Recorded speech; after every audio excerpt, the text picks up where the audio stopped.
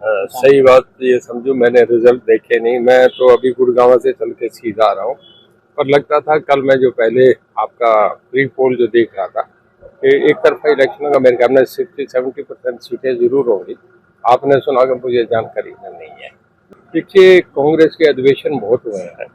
जब से देश आज़ाद हुआ है हर साल पार्टी का अधिवेशन होता है। एक डेमोक्रेटिक पार्टी है, करना चाहिए। अपने प्रोग्राम देते हैं, पर उन प्रोग्राम देने के बाद अल्टीमेटली मैसेज तो लोगों को होता है ना जी। लोग उनके प्रोग्राम को सीरियसली नहीं ले रहे। पिछले आप ये समझिए कि उन्हें एक बार 1984 में अकेली पार्टी को बहुमत मिला था। उसके बाद आप ये समझिए कि दोबारा लोगों ने सत्ता अकेलों को नहीं दी। उसके बाद खंडित जनादेश मिले हैं, यूपीए बना, एनडीए बना, कई पार्टियां आई। 1984 के बाद मतलब 2014 में आप ये समझिए कि 30 साल के बाद अकेले मोदी साहब को सिंगल पार्टी को मेजोरिटी मिली है। और उसके बाद 2014 में मिली, फिर दोबारा 2019 में मिली। और मैं समझता हूँ 2024 में फिर भी कांग्रेस के लोग भी कहते हैं, मीडिया के लोग भी कहते हैं कि दिल्ली में तो फिर बीजेपी आएगी। तो मैं समझता हूँ कि उस सम्मेलन का और का वो अपना पॉलिटिकली प्रोग्राम में देते रहेंगे, आगे भी देते रहेंगे। हर पार्टी कभी सोशलिस्ट पार्टी करती थी, कभी स्वतंत्र पार्टी करती थी।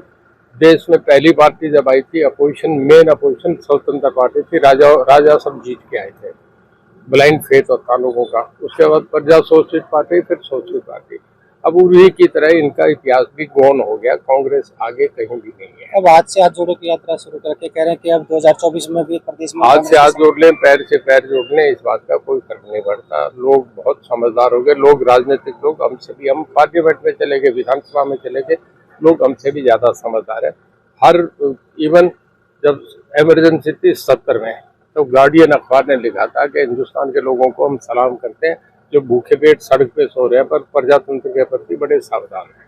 तो सरपंचों का प्रोटेस्ट चल रहा है और लाठीचार्ज हुआ है, और 4 दिन पहले आम आदमी पार्टी के वर्कर थे यहाँ रोहतक में भी लाठीचार्ज। डिसेंट्रलाइजेशन ऑफ पावर है, उसमें सरपंचों को सत्ता दी गई है।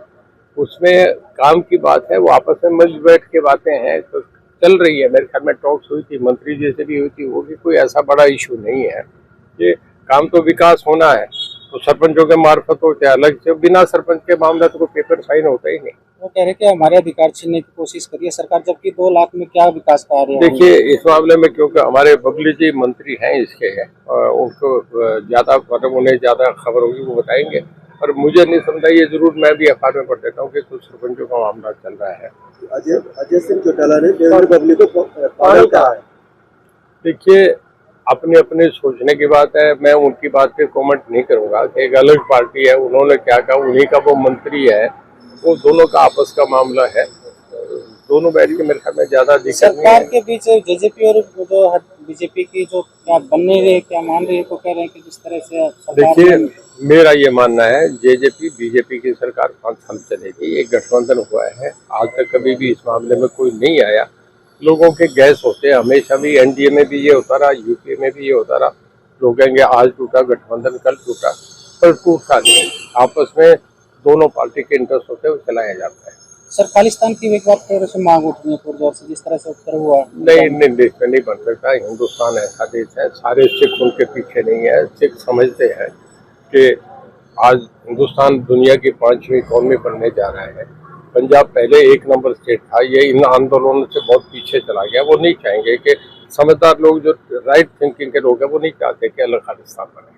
सीबीआई द्वारा जो इस तरह से मनीष सिसोदिया डिप्टी सीएम को दिल्ली को गिरफ्तार किया गया है, वो देखिए, मैं एक बात आपसे पूछूं, जब भी कोई कहीं घटना हो जाती है, किसी की भी सरकार हो, लोग ये कहते हैं सीबीआई इंक्वायरी कराओ। जब सीबीआई कोई काम करिए तो उसमें भी क्वेश्चन मार्क लगने लगे। सीबीआई सबसे भरोसेमंद एजेंसी है, अगर कुछ था तभी उन्होंने कराया ना, तो कहने नहीं चाहिए। यहाँ जो कोई मामला होता है, जब हुड्डा साहब कहते हैं सीबीआई इंक्वायरी कराओ, जब सीबीआई इंक्वायरी करके किसी दोषी आदमी को पकड़े, घोटाले के मामले पकड़ रही है, तो मैं नहीं समझता कि वो गलत है।